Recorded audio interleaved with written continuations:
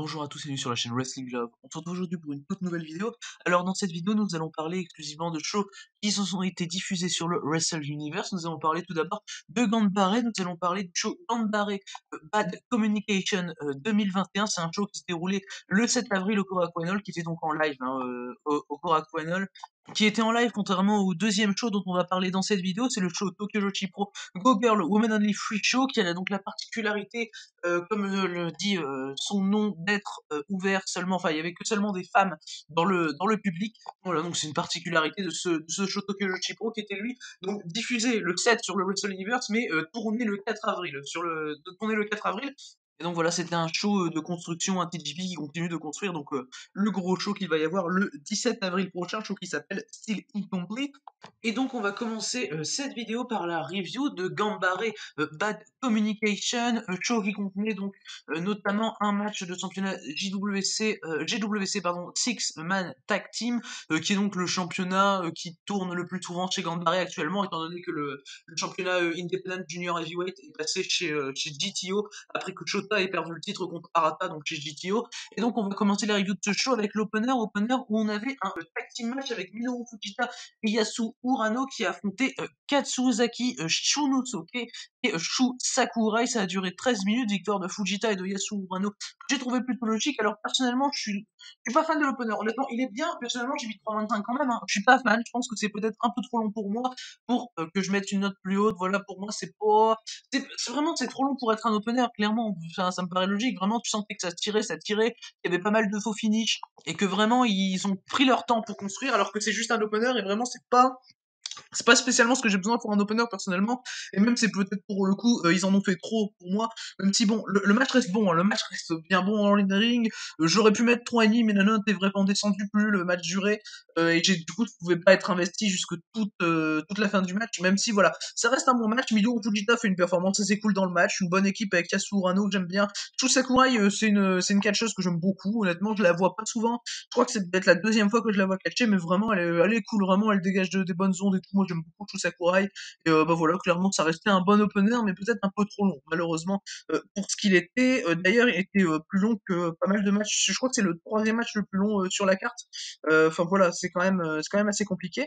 Mais du coup voilà pour cet opener donc remporté par Minoru Fujita et Yasu Urano. On va maintenant passer au deuxième match du show. Le deuxième match du show, c'était un autre 2 contre 2 avec Harukase et Moeka Harui qui affrontaient des filles d'Actress Girls, Ayumi Hayashi et Miyuki Takase. Et clairement, voilà, c'est vraiment ce qui a commencé la très très bonne partie du show parce que c'était un très bon match. Victoire d'Harukase et de Moeka Harui, ce qui ne me surprend absolument pas personnellement, étant donné que ce sont deux filles qui sont assez régulières chez Ganbare, contrairement à Hayashi et Takase, qui sont plus, comme je l'ai dit, côté Actress. Takase qui est d'ailleurs l'ancienne championne de la Actress, qui a perdu son titre tout récemment contre Saki. Mais voilà, c'était vraiment un très bon match, 13 minutes de très bon catch. Miyuki Takase, qui est pour moi la MVP du match, elle fait encore une très bonne performance. Voilà, Takase, elle a eu une grosse semaine, elle fait que des bons matchs. Voilà, c'est deux matchs et minimum 3,5 quoi. J'avais mis 4 contre Saki pour le track race. Et là voilà, vraiment elle fait un très bon match, des grosses tracks bien impactants qui m'ont bien plu. Moeka, oui, aussi très très cool, c'est celle que je connais moins des 4 honnêtement. Mais vraiment, j'ai trouvé son catch assez intelligent quand elle était dans le ring. Elle a arrivé à prendre un avantage sur Hayashi et Takase en même temps. Voilà, c'est quelques séquences que j'ai bien aimées. Takase et Hayashi ont un bon work par équipe, clairement ça se sent qu'elles se connaissent. Et le match a jamais paru trop long personnellement. Ça a la même durée que le premier match, mais vraiment, contrairement à cet opener, pour moi, c'est clairement ce qu'il fallait faire là, et c'est vraiment bien fait dans le texte. Et pour moi, c'est du 3,5, et que ça aurait pu être limite du 3,75 parce que c'est clairement un très très bon match par équipe. Donc remporté logiquement par Harukase et Moeka Harui. On va maintenant passer du coup après ce match au fameux match dont j'ai parlé tout à l'heure, au fameux match pour le championnat GWC Six Man Tag Team avec Asuka Haganeshino et Shinichiro Tominaga qui défendaient les titres contre Shigeru Irie, Yumeito Imanari et Yuna Manase. Ça a duré 13 minutes, on a eu une conservation des titres d'Asuka, d'Haganeshino et donc de Shinichiro Tominaga. Et là c'était un autre très bon match sur la carte, j'ai mis personnellement 3,75. C'est clairement mon deuxième match préféré du show. Alors clairement, tout le monde a fait une bonne performance, hein, ça y a pas de souci. Pour moi, je pense que c'était Shigehiro Irie qui était le MVP du match. Vraiment, il est incroyable, Shigehiro Irie, pardon. C'est un super powerhouse vraiment. Il fait des super beaux moves. Il a fait une cannonball aussi quand son adversaire était au milieu des cordes. C'était Agane Chino, je crois. Il était contre les cordes au milieu du ring. Et wow, c'est la cannonball qui fait Irie, c'est violent. T'as un Samoan drop, il enchaîne avec un pile driver. Non mais c'est génial. Shigehiro Irie, il fait des moves powerhouse qui sont fantastiques et vraiment, je crois que c'est impossible de pas aimer Irie parce il est trop cool, Irie. Je l'adore vraiment. Il est super agile, super propre dans ce qu'il fait. Asuka également a un super bon heel work dans ce match. Clairement, Asuka, elle est vraiment super subtile dans ce qu'elle fait. Elle est clairement, elle joue son heel work avec parcimonie. Voilà, elle le fait très bien, très doucement, mais de manière très arrogante. Et vraiment, j'adore Asuka. Vraiment, c'est une catcheuse qui fait que des bonnes performances encore une fois. Et là, ça n'y coupe pas. Et voilà, c'est le résultat du match est logique, hein, évidemment. Bon, même si je suis pas depuis longtemps dans le marais, je sais que Asuka, Shino et Tominaga sont champions depuis même pas 2 mois, je crois. Donc moi, ça me paraissait logique personnellement qui conservent les titres. Et puis clairement là, ça commence direct. Tu peux pas avoir un mauvais match, quoi. C'est vraiment, tu vois les noms. Bon, il y a Shinichiro Tominaga que je connais évidemment un peu moins, mais de toute façon les autres, je les connais. T'as Imanari que je connais de Zero One, Manasseh que je connais de TGP, Irie que je connais évidemment de Japan, enfin même de DDT, enfin voilà, les mecs je les connais tous, c'est très facile de s'investir dans le match et voilà, ils sont super et Asuka Shigeru Irie pour ma mention spéciale personnellement, Agane Shino également, vraiment j'aime bien le tag war entre Asuka et Agane Shino, vraiment tu sens qu'il y a vraiment une entente et enfin moi je trouve ça super en tout cas personnellement, surtout pour une équipe qui est championne. Et du coup voilà, donc pour ce match de championnat GWC Six Man Tag Team remporté en 13 minutes par Asuka, Shino et Tominaga. On va donc maintenant pouvoir passer au quatrième des 6 matchs du show. Le quatrième des 6 matchs du show, c'était le fameux match par équipe qui m'a hypé beaucoup, le match par équipe un peu DDT, avec Shunma Katsumata et Yuki Ueno, donc les mecs purs DDT, contre Keisuke Ishii et Shota, donc les mecs plus gambarés, même si Shota, on le sait, apparaît souvent chez DDT, il a été champion Six-Man il y a pas longtemps, voilà. Keisuke Ishii et Shota ont remporté le match, c'est Katsumata qui a pris le pin d'ailleurs, ça a duré un peu moins de 12 minutes, et là c'est mon match préféré du show, clairement j'ai adoré, ça ne s'arrête jamais, pour moi c'est du 3,75 limite 4. Clairement, les mecs s'arrêtent pas, ils font tous des bonnes performances. Katsumata, c'est un très bon underdog en équipe avec Yuki Ueno, bah, ça marche toujours. Hein. Yuki Ueno, comme vous le savez, futur meilleur catcheur du monde, c'est clair. Yuki Ueno qui fait jamais une mauvaise performance. Voilà, il est génial, Yuki Ueno. C'est un de mes catcheurs préférés actuellement, vraiment. Shota et Ueno ont du bon storytelling entre eux, clairement, parce qu'il faut rappeler qu'ils avaient eu un match de championnat Universal en début d'année où Ueno avait battu Shota pour défendre son titre. Et clairement, il y a quelques échanges Ueno et Shota qui sont assez cool. Et voilà, ils te rappellent un peu leur match de janvier. Et bah voilà, personnellement, je trouve le match très très bon. Tout le monde fait une très bonne perf, évidemment, vous voyez les noms qui sont sur l'affiche. Bon, peut-être qu'il y a Shota qui est un peu en dessous des trois autres, mais clairement, voilà, ça envoie du lourd. Il y a des grosses souplexes qui sont balancées par Ishii. Enfin, pas des grosses souplexes. C'est pas Ishii, c'est pour soi, c'est pas un powerhouse, mais il fait des très belles souplexes dans le match. Enfin voilà, c'est clairement très très plaisant. En tout cas, ça va à un très bon rythme. C'est voilà, tu suis le match tout le long, tu te fais jamais chier. Ça dure 12 minutes et c'est gros banger sur 20. Voilà, c'est pour moi c'est du 3,75 et limite 4. Et c'est donc clairement le meilleur match du show selon moi, hein, vraiment. Et Yuki Ueno MVP, hein, évidemment, Yuki Ueno, de toute façon, il est MVP de chaque match dans lequel il est limite. Et du coup, voilà donc pour ce quatrième match du show, remporté donc par Keisuke Ishii et Shota, donc les gars qui sont un peu plus gambarés. On va maintenant passer au pré-main event du show. On passe maintenant du coup aux deux matchs solo que l'on avait lors de ce show, qui étaient donc les deux derniers matchs. On commence avec Ikuto Hidaka qui affrontait Kuki Iwasaki. Alors Ikuto Hidaka que je suis régulièrement chez Noah, tout ça, qui est passé chez All Japan également en début d'année, donc voilà, ça m'est plutôt familier, contrairement à Kuki Iwasaki que je connais un peu moins.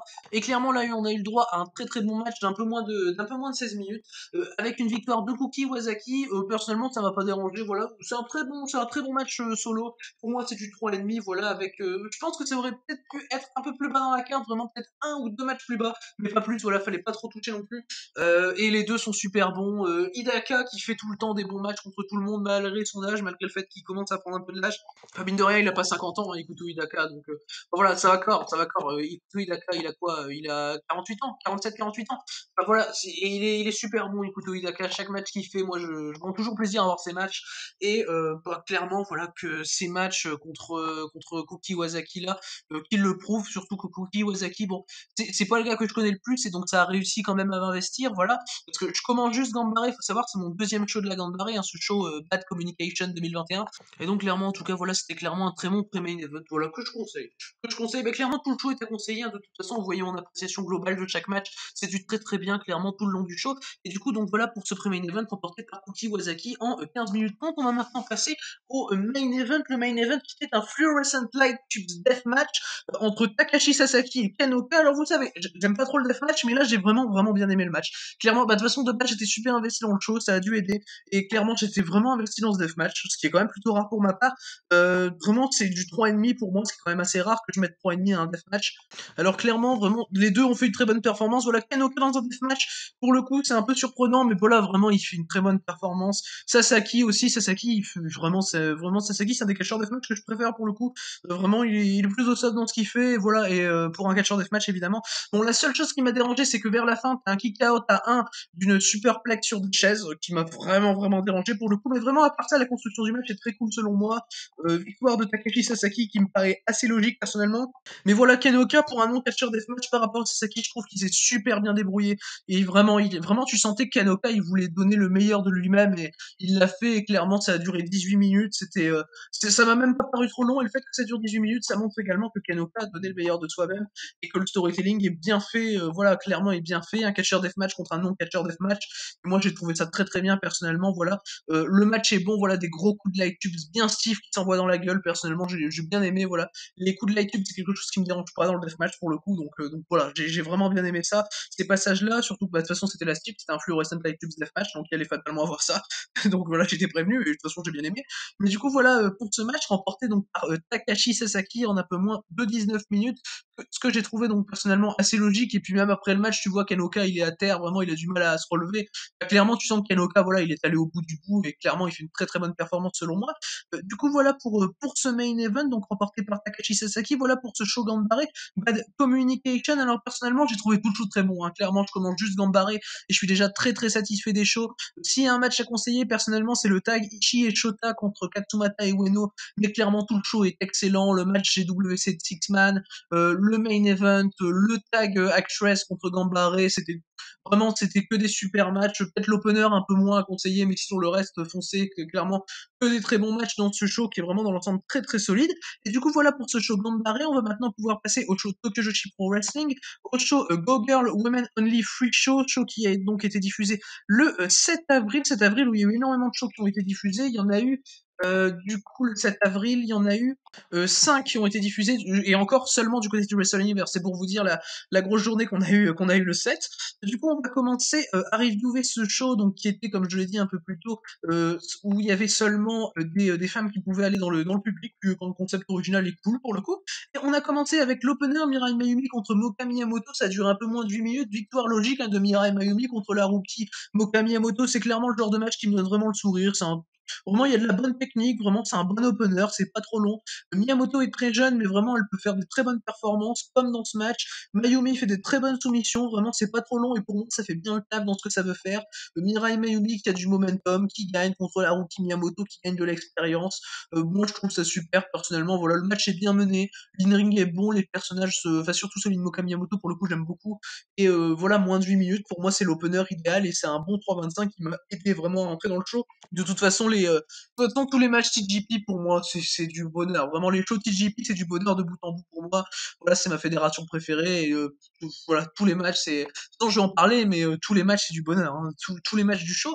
Je rappelle, du coup, qu'il y a 6 matchs lors de ce show. Et du coup, voilà pour cet opener remporté par Mirai Mayumi. On va pouvoir maintenant passer au deuxième match du show. Le deuxième match qui était un freeway match avec Marika Kobashi contre Pamara Ju, contre la championne internationale Princess Yuki Kamifuku, qui, je le rappelle, donc défendra son championnat International Princess le 17 avril contre Nao Kakuta. Ça a duré 7 minutes. On a donc une victoire assez logique, hein, de Yuki Kamifuku.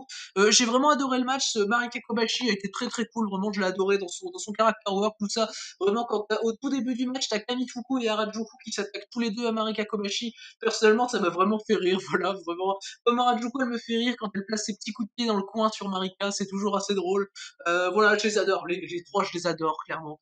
Et voir un match comme ça, c'est clairement la chose qui me donne le sourire dans le match, vraiment, c'est les meufs de TJP sont super, et bah, ces trois-là le sont, évidemment, et la victoire de Kamifuku est en plus de ça logique pour lui donner du momentum avant sa prochaine défense du titre, bon, même si elle va sans doute conserver, hein, on va pas se mentir, mais voilà, clairement, c'est très bien raconté, en tout cas pour moi, c'est très bien fait, ce match qui sert vraiment, véritablement à quelque chose, et vraiment, aussi un truc qui m'a fait rire, c'est que Marika Kobashi commence à catcher en lunettes de soleil, ce qui m'a vraiment fait rire, voilà, voilà, j'ai beaucoup aimé ça, vraiment, ça m'a, voilà. Et du coup, voilà, pour ce match, donc, qui a duré 7 minutes, et c'est vraiment, voilà, comme je le disais, c'est pas trop long, c'est pas trop court, c'est vraiment super bien dans ce que ça veut faire. On va maintenant passer, après ce freeway match, au troisième match du show. Le troisième match du show, c'est un match par équipe avec le Niobe Chikigun, donc les prochaines challenges au championnat Princess Tag Team. Ce sont Mei Saint-Michel et Saki Sama qui affrontaient donc Meiro Kiryu et Yuki Aino. Ça a duré 9 minutes. On a eu une victoire logique de Mei Saint-Michel et de Saki Sama. Voilà, clairement, de toute façon, c'est elles qui sont les prochaines challengers. C'est logique qu'elles gagnent leur match. Et comme tous les matchs de la carte, celui-là est très très bien. En termes de character work, clairement, Saki Sama avec sa rose, tout ça, j'aime bien les spots. Personnellement, je trouve ça très cool. Mei Saint-Michel et Saki Sama, de toute façon, c'est une excellente team. Voilà, le Nobuchi Gigan, je pense que c'est l'une de mes équipes préférées chez TJP actuellement avec Yamashita et Maki Ito. Et elle continue d'être très bien buildée pour aller affronter Tenma et Aino pour les championnats par équipe. Voilà, et clairement, l'in-ring en soi du match est cool, le character work est très bon, voilà, on est plus sur du character work, comme on sait avec le Neobichi qui gun, mais Saint-Michel, elle fait ses petites conneries, moi elle m'amuse, je l'aime beaucoup, mais Saint-Michel, et de toute façon, le match est très logique, hein, clairement, le match est très très logique dans ce qu'il fait, dans ce qu'il raconte, il est pas trop long, voilà, 9 minutes, et donc voilà, je suis très hype, hein, je le précise, je suis très hype par le match de championnat par équipe de Steel Incomplete le 17 avril. On va maintenant passer du coup après ce match au quatrième match du show. Le quatrième match du show, c'était un six-woman tag team match avec Hyper Misao, Raku et Shoko Nakajima qui affrontaient Haruna Neko, Naoka Kuta et Nodoka Tenma. Alors clairement, c'était encore un très bon match. Voilà, encore un très bon match basé sur du character work. Ça dure 11 minutes. Pour moi, c'est très très bien ficelé. Victoire de Misao, Raku et Nakajima qui est très logique. Raku me fume de rire. Vraiment, Raku, je l'adore. J'adore sa gimmick, comment elle utilise. Voilà, ses petits sleeping pour faire les tomber. C'est toujours super drôle. Voilà, moi, Raku, c'est une des meufs qui me donne le plus le sourire chez TJP. Je l'adore vraiment. Au début du match, t'as Neko qui court après Shoko Nakajima à l'extérieur du ring. Ça m'a beaucoup fait rire. Voilà, c'est les deux chats qui se courent après. C'est voilà, moi, ça m'a beaucoup fait rire en tout cas dans le character work. Voilà, c'est super cool. C'est vraiment le genre de match qui est super chez TJP. C'est le six-man tranquille. Puis en plus du bon in-ring, parce que Shoko Nakajima, de toute façon, pour moi, c'est la meilleure in-ring de chez TJP, où il y a clairement du bon in-ring, des bonnes prises qui sont effectuées. Voilà, Nodo Katenma était très cool également. On a peu vu Naoka Kuta, mais pour moi, elle a été également bien dans ce qu'elle voulait faire. Tout le monde est bien. De toute façon, Hyper Misao, elle me fait beaucoup rire également. Voilà, c'était clairement un très très bon match auquel j'ai mis 3,5. Et clairement, c'est vraiment le genre de match, si on est dans le délire TJP, il passe tout seul et on met 3,5 facile, quoi. Si on l'est moins, on met plus de ennemis parce que voilà, il y a Raku, donc je comprends que ça peut, voilà. Mais moi, je l'adore, Raku, je l'adore. Et elle est super, et pour moi, c'est limite la MVP de tous les matchs qu'elle fait, quoi. Tellement elle est super, et voilà, elle me donne le sourire, et c'est vraiment le genre de match, j'ai maté le match avant d'aller me coucher, et vraiment, c'est le genre de match, tu le mates avant de te coucher, mais t'es heureux quand tu vas te coucher, c'est un bonheur. Vraiment, non, vraiment, c'est génial. Vraiment, j'ai adoré ce match, et du coup, c'est un 3,5. Donc, pour ce match qui a duré 11 minutes, on va maintenant passer au pré-main event du show. Le pré-main event du show, c'était Makito et Miyu Yamashita contre Hikari Noa et Senachori. Ça a duré 12 minutes 30. Victoire logique, hein, de Makito et de Miyu Yamashita. Et donc, clairement, on a eu le droit à un autre très bon match, voilà, dans ce show. Je pense que c'est mon match préféré du show, en vrai. Ouais, c'est mon match préféré du show, et c'est vraiment un plaisir pour moi, fan de TJP, clairement. Même si Senachuri paraît assez green dans le ring, honnêtement, surtout vers la fin, où il y a un ou deux moves qu'elle fait pas super bien, ça reste vraiment super.